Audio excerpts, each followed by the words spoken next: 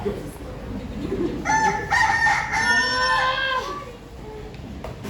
siya, panaginip lamang pala ang lahat. Panaginip pa niyon, pero nakita ko magiging bunga ng ginagawa ko. Buti na lang, hindi ko pa nagawa. Kung napagagamitin kailanman, sama-sama ko pala, dinamita.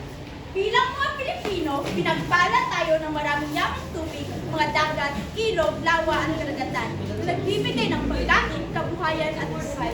Ngunit may mga gawaing sumisira nito tulad ng dynamite fishing, paggamit ng lason sa pangingisda, pagtatapon ng basura sa dagat at ilog, at labis na pangingisda. Sa halip, dapat tayong mangisda ng responsable at pangalagaan ng ating yamang tubig. Dahil ang yamang tubig ng Pilipinas ay para hindi lamang sa atin, kundi para din sa mga susunod na henerasyon.